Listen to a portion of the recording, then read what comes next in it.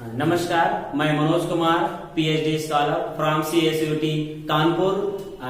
आज हम आजाद agriculture academy Kanpur की तरफ से यूपी कैटेड BSU का इम्पोर्टेंट टॉपिक पे जिक्र करेंगे, जो है मिनरल न्यूट्रिशन, जिसको हिंदी में हम पोषक तत्व बोलते हैं।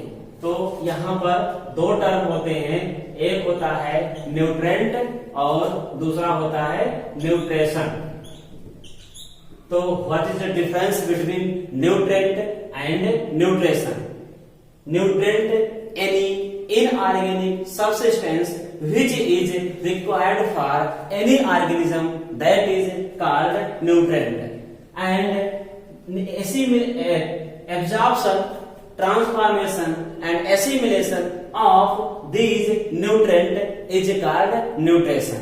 मीन्स कोई भी इनऑर्गेनिक तत्व जो होता है या सब्सटेंस जो होता है, वो जो किसी भी लिविंग ऑर्गेनिज्म के लिए आवश्यक होता है, उसे ही हम न्यूट्रेंट बोल देते हैं। लेकिन जब इसी न्यूट्रेंट का absorption and transformation and assimilation, मतलब ये जो न्यूट्रेंट है, इसका सबसे पहले एब्जॉर्प्शन होगा बॉडी के अंदर, उसके बाद उसका एसिमिलेशन होगा, फिर लास्ट में तीसरा पॉइंट ट्रांसफॉर्मेशन, जिससे हमें एनर्जी मिलेगी पूरी बॉडी को। तो इस प्रोसेस को हम न्यूट्रिशन बोलते हैं। तो यहाँ पर टॉपिक बनता है मिनरल न्यूट्रिशन। तो अब हम देखेंगे मिनरल न्यूट्रिशन के बारे में।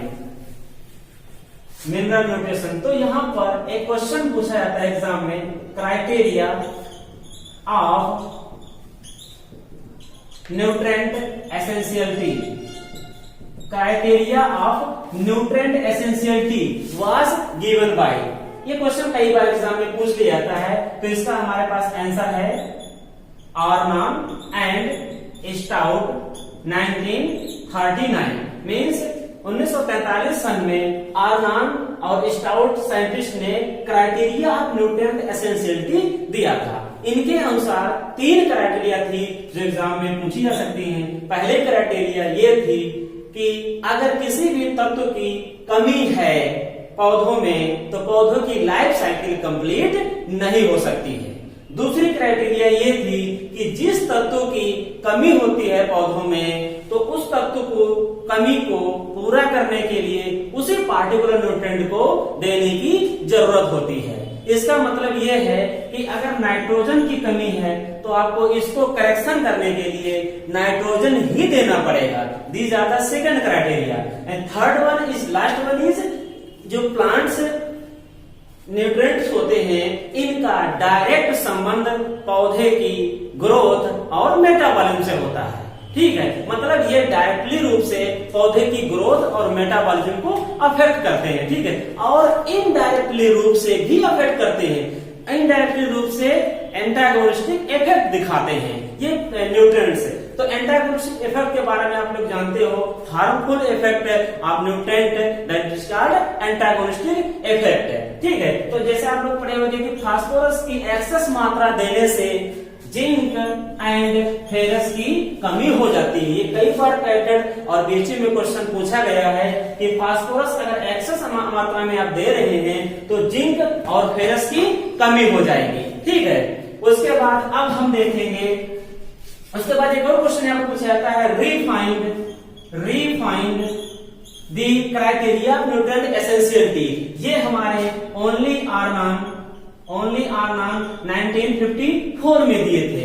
इसमें एक ही साइंटिस्ट हैं, आर्नॉन जी ने 1954 में रीफाइंड किया था न्यूट्रिएंट क्राइटेरिया की एसेंशियलिटी को। ठीक है, उसके बाद अब हम देखते हैं क्लासिफिकेशन ऑफ न्यूट्रिएंट।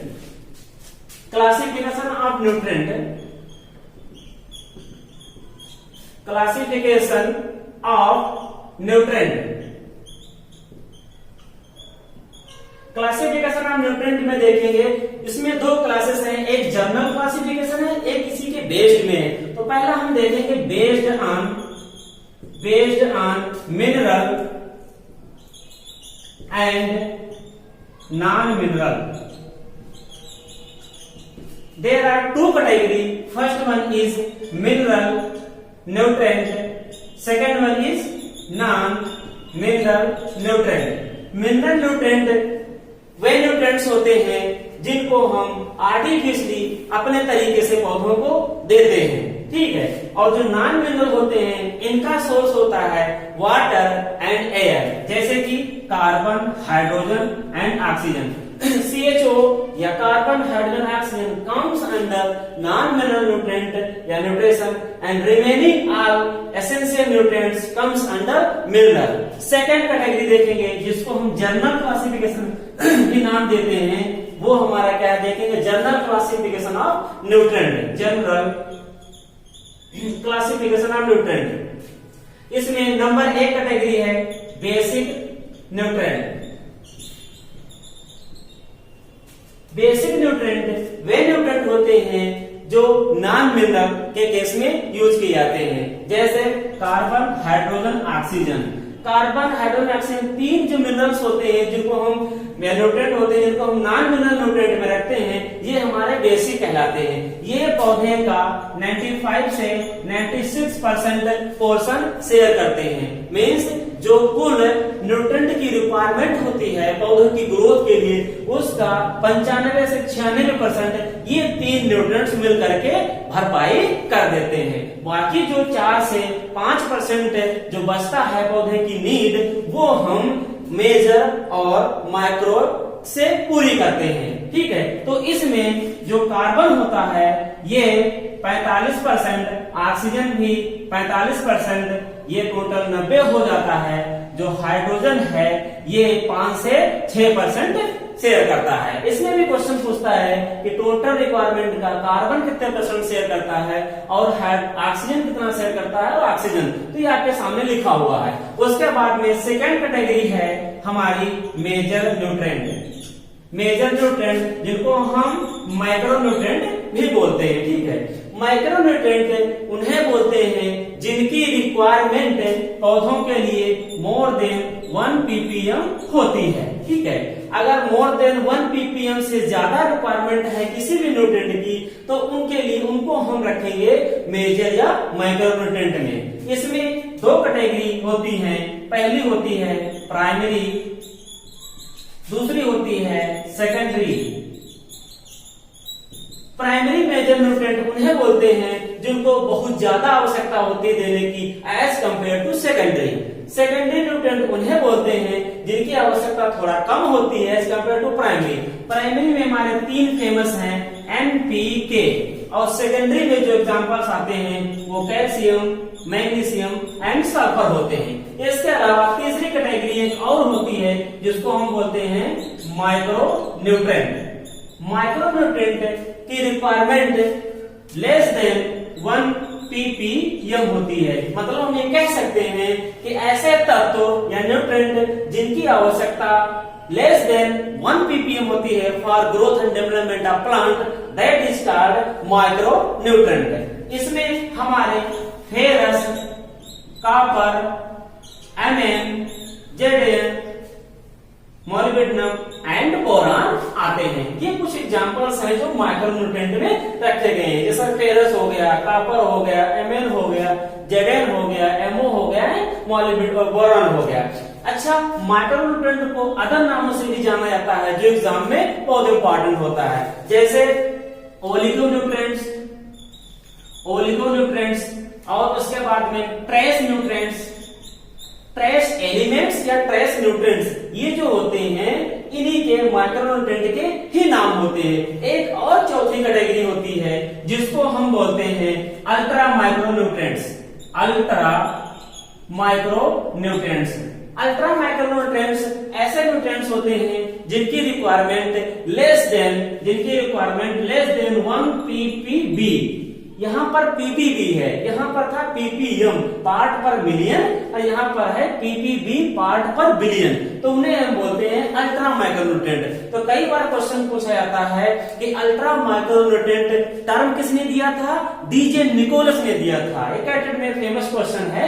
उसके बाद में फिर पूछता है कि अल्ट्रा माइक्रो न्यूट्रिएंट के एग्जाम्पल कौन कौन से होते हैं, तो इसमें आता है हमारा मोलिब्डेनम एंड कोबाल्ट। ये दो एग्जांपल्स हैं अल्ट्रा माइक्रो न्यूट्रिएंट में रखे गए हैं। कहने का मतलब ये है कि जो हमारा माइक्रो था उसमें से मोलिब्डेनम को और कोबाल्ट अलग से दो को अल्ट्रा माइक्रो में रखा गया है।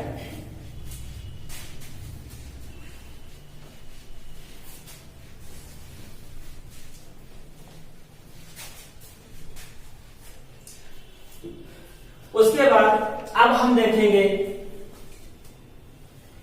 Beneficial nutrients. बेनिफिशियल न्यूट्रिएंट्स क्या होते हैं? बेनिफिशियल न्यूट्रिएंट नेमली 4 comes under beneficial, means 4 nutrient beneficial nutrient के अंतर्गत रखे गए हैं। वो कौन कौन से हैं हम देखेंगे। इसकी हमारे पास छोटी सी ट्रिक है, वो भी हम बताने का प्रयास करेंगे। लेकिन पहले सोडियम, कोबाल्ट, वेडेलियम एंड सिलिकॉन को सोडियम, कोबाल्ट, वेडेलियम एंड सिलिकॉन, ये 4 न्यूट्रिएंट्स हैं जो बेनिफिशियल न्यूट्रिएंट्स के रूप में जाने जाते हैं। इसको हम कई बार याद करते हैं लेकिन एग्जाम में भूल जाते हैं। उसकी छोटी सी मैं ट्रिक आपको बताऊंगा तो आप कभी जीवन में भूलेंगे नहीं, वो एग्जाम में आपको याद रहेगा। इसको हिंदी में हम बोलते हैं नकोसिवा। नकोसिवा trick use for remembering beneficial nutrient. नकोसिवा में ना से है सोडियम, ओ से है कोबाल्ट, सी से है सिलिका एंड वा से है वेडेलियम। तो नकोसिवा सिंपल सा टर्म है, आप याद कर लीजिए तो आपको चारों जो है आपको याद हो जाएंगे बेनिफिशियल न्यूट्रिएंट्स। ठीक है, उसके बाद एक कैटेगरी और होती है फंक्शनल न्यूट्रिएंट्स। फंक्शनल न्यूट्रिएंट, ये क्वेश्चन पूछा जाता है कि फंक्शनल न्यूट्रिएंट टर्म किसने दिया था। तो फिर जो अल्ट्रा माइक्रो न्यूट्रिएंट टर्म दिए थे डीजे निकोलसन ने, उन्होंने ही डीजे निकोलसन इन्होंने 1961 में फंक्शनल न्यूट्रिएंट टर्म दिया था। इन्होंने अल्ट्रा माइक्रो न्यूट्रिएंट टर्म भी दिया था और उसके बाद में इन्होंने बताया कि जो फंक्शनल न्यूट्रिएंट्स होते हैं वो essential elements plus beneficial elements को मिलाकर तोला जाता है। मतलब ये हुआ कि एसेंशियल एलिमेंट्स और बेनिफिशियल एलिमेंट्स इन दोनों को मिला देने से फंक्शनल न्यूट्रिएंट्स बन जाते हैं। तो इस तरह से हमारे पास जो है फंक्शनल न्यूट्रिएंट्स की संख्या आ जाती है। तो एसेंशियल एलिमेंट्स हमारे 16 हैं, ठीक है, निकिल को छोड़ करके, और प्लस अगर निकिल को जोड़ लिया जाए तो 17 हो जाते हैं। और उसके बाद में 4 हमारे बेनिफिशियल हैं, तो टोटल 16, 1 17 और 4 21। तो फंक्शनल न्यूट्रिएंट्स की जो संख्या हो जाती है वो टोटल 21 हो जाती है। मतलब 16 essential plus 1 essential and 4 beneficial, इन 4 को मिला करके 21 न्यूट्रिएंट्स जो होते हैं वो फंक्शनल न्यूट्रिएंट्स कहलाते हैं। तो क्वेश्चन पूछा जाता है कि how many numbers of total functional nutrients, तो आपके पास जवाब होगा 21। उसके बाद फिर पूछता है how many numbers of essential elements, तो आपके पास जवाब होगा 17। फिर पूछेगा how many numbers of beneficial elements, तो आपके पास जवाब होगा 4। इस तरह से इनका क्लासिफिकेशन किया जाता है। उसके बाद अब हम देखेंगे मोबाइलिटी कॉन्सेप्ट ऑफ न्यूट्रिएंट। इससे पहले चलो देख लेते हैं निकिल के बारे में। Ni nickel, nickel is a 17 essential elements which is discovered by Brown and Carey 1987। 1987 सन में ब्राउन एंड कैरी साइंटिस्ट हैं, इन्होंने निकिल को खोजा था और बताया कि ये भी एसेंशियल है पौधों की ग्रोथ और डेवलपमेंट के लिए। तो 17वां न्यूट्रिएंट है जिसको एसेंशियल में रखा गया था। चलो अब हम अगला देखते हैं mobility concept of nutrient. Mobility concept of nutrient. Nutrient का मोबाइलिटी मीन्स ये सॉइल के अंदर गतिशील हैं या नहीं है गतिशील या कम गतिशील हैं, इसके अनुसार जो है इनको अलग अलग 4 कैटेगरी में डिवाइड किया गया है। ये जो 4 कैटेगरी हैं वो हमारे साइंटिस्ट थे BRAYS ब्रेस 1963। ब्रेस 1963 सन में मोबाइलिटी कॉन्सेप्ट दिए थे। इनके अनुसार जो मोबाइलिटी है वो 2 जगह देखी जाती है। एक तो मोबाइलिटी इन प्लांट, एक तो प्लांट में, और दूसरा मोबाइलिटी इन सॉइल। मतलब ब्रेस इन्हें बताया 1963 में कि जो मोबाइलिटी है न्यूट्रिएंट की वो सॉइल में भी हो सकती है और प्लांट में भी हो सकती है। दो जगह में देखा। तो अब प्लांट्स में हम देखेंगे मोबाइलिटी इन प्लांट्स। तो इनकी 4 कैटेगरी हैं। Number 1 highly mobile, highly mobile. Number 2 moderately mobile, moderately mobile. तीसरी कैटेगरी है लेस मोबाइल, लेस मोबाइल। और जो लास्ट कैटेगरी है वो ई मोबाइल है, ई मोबाइल। ये 4 कैटेगरी है। हाईली मोबाइल जो बहुत ज्यादा मोबाइल होते हैं प्लांट्स के अंदर, मॉडरेटरी जो कम मोबाइल होते हैं, लेस भी कम में रखे जाते हैं, और ई मोबाइल जो पूरी तरह से मोबाइल होते ही नहीं है, आगतिशील होते हैं, उनको बोलते हैं ई मोबाइल। तो जो हाईली मोबाइल है इनके एग्जांपल्स हैं एनपीके। खूब पूछा जाता है which is a highly mobile, NPK में से कोई ऑप्शन आपको मिलेगा। उसके बाद मॉडरेटरी में हमारे जिंक आते हैं, जिंक को मॉडरेटरी मोबाइल में रखा गया है। चौथा हमारा होता है कैल्शियम एंड बोरान। कैल्शियम और बोरान को ई मोबाइल न्यूट्रिएंट्स में रखा गया है। इसके बाद जो बचते हैं जैसे सल्फर, कॉपर और रिमेनिंग ऑल एसेंशियल न्यूट्रिएंट्स, वो सभी हमारे किस में आ जाएंगे, लेस मोबाइल में आ जाएंगे। तो इसको याद करने का सिंपल ट्रिक है कि हाईली में 3 है एनपीके, उसके बाद ई मोबाइल में कैल्शियम बोरान है और मॉडरेटरी में जिंक है। इसके अलावा जो भी बचता है न्यूट्रिएंट वो हमारा लेस मोबाइल में आएगा। ये हो गया प्लांट्स में मोबाइलिटी कॉन्सेप्ट है। कौन मोबाइल है प्लांट्स के अंदर और कौन ई मोबाइल है और कौन मॉडरेटरी मोबाइल है। अब यही मोबाइलिटी हम सॉइल के अंदर का देखेंगे। सॉइल में कौन से न्यूट्रिएंट मोबाइल हैं और कौन से ई मोबाइल हैं। तो अब इसमें देखेंगे सॉइल के अंदर। तो सॉइल के अंतर्गत मेनली 2 प्रकार की मोबाइलिटी देखी जाती है। ये कोई भी चारों कैटेगरी हो सकती है, लेकिन जो क्वेश्चन आएगा एग्जाम में वो 2 तरीके से आएगा, वो हम देखेंगे। पहला तो ये मोबाइल, दूसरा हो जाएगा हमारा ई मोबाइल। ई मोबाइल, ये मोबाइल और ई मोबाइल ये 2 कैटेगरी मेनली एग्जाम में पूछी जाती हैं। तो मोबाइल में हमारा एन, पी या और न्यूट्रिएंट्स भी आ सकते हैं। देखो अभी मैं इसकी ट्रिक बताऊंगा। सॉइल में मोबाइलिटी का जो कॉन्सेप्ट आपको बहुत आसानी से याद हो जाएगा। इसमें phosphorus plus copper, Mn and Zn, ये इतने न्यूट्रिएंट्स होते हैं। जैसे फास्फोरस हो गया, फेरस हो गया, कॉपर हो गया, Mn हो गया, Zn हो गया। ये 5 न्यूट्रिएंट्स सॉइल में ई मोबाइल होते हैं और बाकी रिमेनिंग न्यूट्रिएंट्स सॉइल में मोबाइल होते हैं। ठीक है, इसकी भी छोटी सी हम ट्रिक आपको बताएंगे। एक वर्ड होता है,